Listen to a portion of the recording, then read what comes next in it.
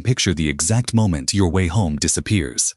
You are 200 feet underground, inside a flooded tunnel barely wider than your shoulders, and the only proof that the surface still exists is a thin nylon line running back through the dark.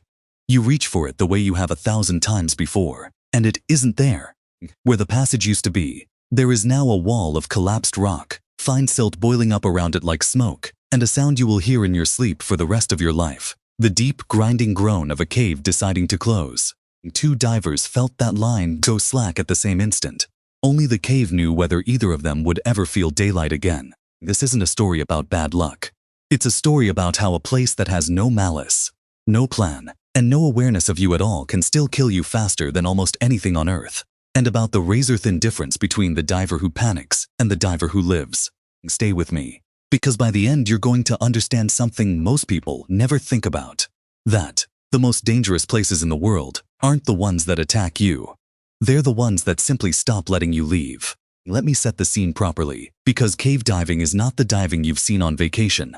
There is no surface above you to swim up to. If something goes wrong, you cannot ascend. Your only exit is the way you came in, often hundreds or thousands of feet of winding stone corridor, sometimes so tight you have to exhale just to fit through. Divers run a continuous guideline from the entrance, a literal thread back to the living world, because once the water turns to silt you will not be able to see the hand in front of your mask. Not dimly, not faintly, nothing. A blackness so total your brain starts inventing shapes just to have something to look at. Our two divers, both experienced, both certified for exactly this kind of cave, had done this system before. They knew the bends in the tunnel. They knew where it pinched and where it opened into rooms tall enough to stand in. They had planned the dive by the oldest rule in the sport. Turn the dive when 1/3 of your air is gone, save 1/3 for the way out, and keep 1/3 in reserve for the thing you didn't plan for. They were 30 minutes in, deep past the point of no easy return, when the thing they didn't plan for found them. It started as a tremor, a faint shiver in the water, the kind you feel more than hear. Geologists will tell you that caves are alive on a timescale we can't perceive. Water has been carving and weakening that rock for hundreds of thousands of years, and the ceiling above a flooded passage is held up by nothing but the patient balance of stone against stone. Most of the time that balance holds for a human lifetime. Sometimes it doesn't. Sometimes the trigger is nothing more than the pressure wave of a diver's own movement. A few extra pounds of disturbance in a system that was already one breath away from letting go. The lead diver felt the ceiling come down behind him before he understood what it was. A concussion in the water, a punch that shoved him forward. He spun, and his light caught the last thing any cave diver ever wants to see. The passage they entered through, gone. And it's a chaos of broken rock, and rising off it, the silt, billions of particles of fine sediment thrown into the water all at once, swallowing his beam until the most powerful light he owned lit up exactly nothing. His world shrank to the inside of his own mask. Here's where it gets interesting, because this is the moment that decides everything. When a human being loses all visual reference, when the dark is total and the way out is buried, the body floods with adrenaline and screams one instruction: get out, now, fast. And that instinct, the one that has saved our species from predators for 1,000,000 years, is the single most lethal thing you can carry into a flooded cave. A diver who bolts kicks up more silt, snaps the guideline, slams into walls, burns through air at triple the rate, and rips their own mask off in the thrashing. Panic doesn't just fail to save you down there. Panic is the cause of death on the report. So picture the choice. You are blind. Your exit is a wall of rubble. Your partner is somewhere in the murk and you can't see his light. Every cell in your body is begging you to thrash toward where you think the surface is. And the only thing that will keep you alive is to do the exact opposite, to go completely still, to anchor yourself to the broken line, and to slow your breathing while a cave settles on top of your only road home. Both of these divers did the hard thing. They stopped. And that decision is the only reason there's a story to tell, instead of two names on a memorial. Now, before I tell you what they did next, I want you to sit with what trapped actually means here, because it's worse than the word suggests. They had air, but air is a clock, and the clock was already running.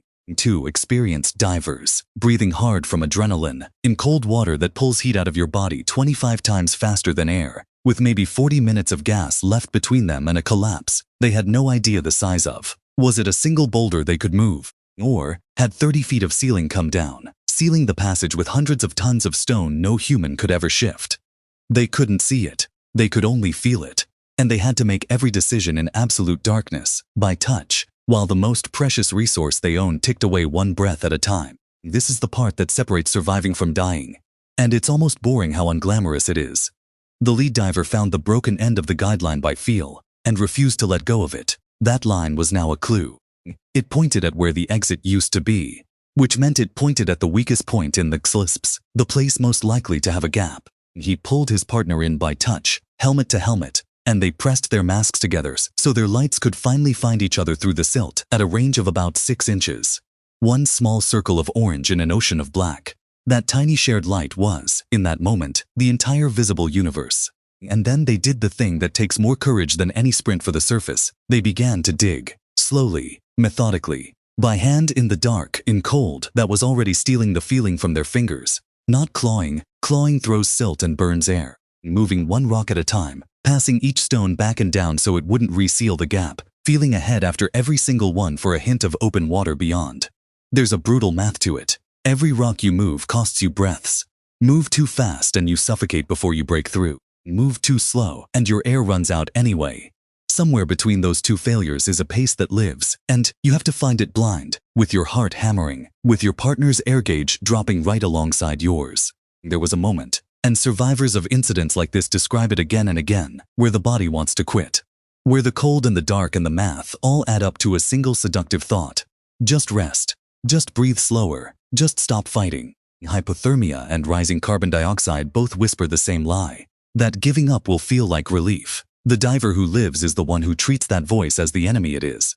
Who keeps the hands moving, even when the brain has gone quiet and dreamy and warm. Because that warmth is your body shutting down, not saving energy. How long were they in there? Long enough that both men had begun the private, wordless process of making peace with the dark. Long enough that their hands were raw and their air gauges had crossed into the red reserve they'd sworn never to touch. And then the lead diver pushed a rock aside, reached into the gap beyond it and felt his hand pass into open water. Not silt, not stone. Open, clear, moving water on the far side of the collapse. A gap. Small, barely big enough for a body stripped of its bulky tanks, but a gap. Here's the decision almost nobody outside the sport understands. To fit through, a diver sometimes has to take off the very equipment keeping them alive, unclip the tanks, push them through ahead, and follow into a hole you cannot see the end of, trusting that it opens up before your lungs do. It is the purest act of faith a human body can perform. You are voluntarily separating yourself from your air supply, in the dark, inside a fresh collapse that could shift again at any second, gambling that the tunnel on the other side connects to the one you know. They pushed their tanks through, they followed, and the passage beyond, narrow, savage but open, was the one they'd entered by. The collapse had sealed the corridor but left a seam along the old guideline, exactly where the line had told them to look. They surfaced into the cavern entrance, with minutes of air left, shaking, barely able to speak, alive. And here is the payoff, the thing this whole story has been building toward. They didn't survive because they were stronger or faster than the cave. Nothing is faster than a cave coming down. They survived because in the worst moment of their lives, they did the one thing that goes against every instinct a human body has. They slowed down, they stayed, they thought. For the instinct that would have saved them from a tiger on the savannah would have killed them under that mountain. And they were disciplined enough to override 1,000,000 years of evolution in the space of a single breath. That's the real lesson hiding inside this story, and it reaches a lot further than cave diving. The most dangerous situations you will ever face are rarely the ones that let you fight or run. They're the ones that trap you, that demand you stay calm precisely when your body is screaming to flee. Money in free fall, a career collapsing, a relationship caving in around you. The instinct is always to thrash, to do something, anything, fast. And almost always, the people who come out the other side are the ones who learned the cave diver's discipline. Stop, anchor to the line you can still feel, and move one deliberate stone at a time toward the light. The cave didn't hate those two men. It didn't even know they were there. It had been waiting to fall for 100,000 years. And they simply happened to be inside it on the day the math came due. That's the part that should stay with you. Not that the cave was cruel, but that it was indifferent. And indifference at that depth is its own kind of monster. There's one more detail that haunts the people who train for this.